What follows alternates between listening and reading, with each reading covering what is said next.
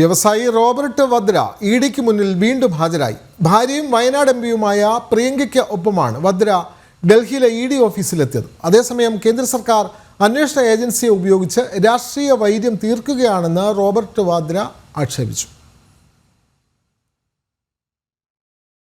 വിവരങ്ങളുമായി ഡൽഹിയിൽ നിന്നും എസ് നന്ദഗോപൻ ചേരുന്നു. നന്ദഗോപൻ, റോബർട്ട് വദ്ര ഇഡിയുടെ മുമ്പിൽ ഹാജരായിരിക്കുന്നു.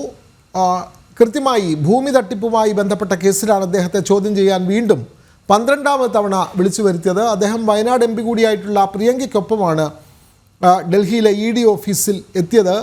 പക്ഷേ കേന്ദ്ര സർക്കാർ അദ്ദേഹത്തെ വേട്ടയാടുന്നു എന്നതായിരുന്നല്ലോ അദ്ദേഹത്തിൻ്റെ ആക്ഷേപം. കൂടുതൽ വിവരങ്ങൾ.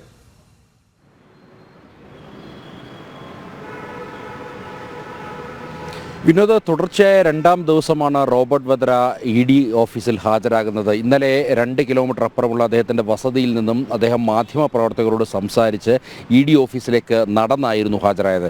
എന്നാൽ ഇന്ന് വയനാട് എംപിയും അതേപോലെ തന്നെ കോൺഗ്രസ് നേതാവുമായ പ്രിയങ്കയ്ക്കൊപ്പം കാറിലാണ് അദ്ദേഹം ഇഡി ഓഫീസിലേക്ക് എത്തിയത്. മാത്രമല്ല, ഇഡി ഓഫീസിനുള്ളിലേക്ക് കടന്നു പോകുന്നതിന് മുമ്പേ പ്രിയങ്കയെ ആലിംഗനം ചെയ്യുന്ന ദൃശ്യങ്ങളും ഇതിനോടകം തന്നെ മാധ്യമങ്ങളിൽ എത്തിയിട്ടുണ്ട്. ഏതായാലും ഇതുമായി ബന്ധപ്പെട്ട് വദ്രയ്ക്ക് കൃത്യമായ ഇടപാടുകൾ, ഭൂമി ഇടപാടുകളുമായി ബന്ധപ്പെട്ട് കൃത്യമായ പങ്ക് വദ്രയ്ക്കുണ്ട് എന്നുള്ളതാണ് എൻഫോഴ്സ്മെൻറ്റ് ഡയറക്ടറേറ്റ് കണ്ടെത്തിയിരിക്കുന്നത്. 2008 നടന്ന ഒരു കേസുമായി ബന്ധപ്പെട്ടാണ് ഇപ്പോൾ എൻഫോഴ്സ്മെൻറ്റ് ഡയറക്ടറേറ്റ് ഇപ്പോൾ റോബർട്ട് വദ്രയെ വീണ്ടും ചോദ്യം ചെയ്യാൻ വേണ്ടി വിളിപ്പിച്ചിരിക്കുന്നത്. അന്ന് 2008 അന്ന് ഹരിയാനയിൽ കോൺഗ്രസ് ആയിരുന്നു ഭരിച്ചിരുന്നത്. 58 കോടി രൂപയ്ക്ക് അവിടെ ഭൂമി വാങ്ങി എന്നുള്ളതാണ്. 7.5 കോടി രൂപയ്ക്ക് റോബർട്ട് വദ്ര 3.5 ഏക്കർ ഭൂമി വാങ്ങിയെന്നും അത് പിന്നീട് 58 കോടി രൂപയ്ക്ക് DLF എന്ന കമ്പനിക്ക് വിറ്റു എന്നുള്ളതാണ് കണ്ടെത്തിയിരുന്നത്. ഇതിൽ 51 കോടി രൂപയുടെ കള്ളപ്പണ ഇടപാട് നടന്നു എന്നുള്ളതാണ് ഇപ്പോൾ എൻഫോഴ്സ്മെൻറ്റ് ഡയറക്ടറേറ്റ് കണ്ടെത്തിയിരിക്കുന്നത്. ഇതിനോടകം തന്നെ ഏതാണ്ട് കഴിഞ്ഞ 11 തവണയായി 70 മണിക്കൂറിലധികം എൻഫോഴ്സ്മെൻറ്റ് ഡയറക്ടറേറ്റ് റോബർട്ട് വദ്രയെ ചോദ്യം ചെയ്തു. ഇന്നലെ മാത്രം 6 മണിക്കൂറിലധികമാണ് റോബർട്ട് വദ്രയെ ചോദ്യം ചെയ്തിരുന്നത്. ഇന്നിപ്പോൾ വീണ്ടും ഹാജരാകാൻ വേണ്ടി നോട്ടീസ് നൽകിയിരുന്നു. ഇതിൻ്റെ അടിസ്ഥാനത്തിൽ രാവിലെ തന്നെ ഇഡി ഓഫീസിൽ എൻഫോഴ്സ്മെൻറ്റ് ഡയറക്ടറേറ്റിന് മുന്നിൽ റോബർട്ട് വദ്ര ഹാജരായിട്ടുണ്ട്. ഇപ്പോഴും ചോദ്യം ചെയ്യൽ പുരോഗമിക്കുകയാണ്. അതേസമയം കേന്ദ്ര സർക്കാർ രാഷ്ട്രീയ വൈര്യം തീർക്കുവാൻ വേണ്ടി നടത്തുന്ന ശ്രമങ്ങളാണ് ഇതെന്നുള്ളതാണ് റോബർട്ട് വദ്ര ഇപ്പോൾ ഉന്നയിക്കുന്ന ആക്ഷേപം.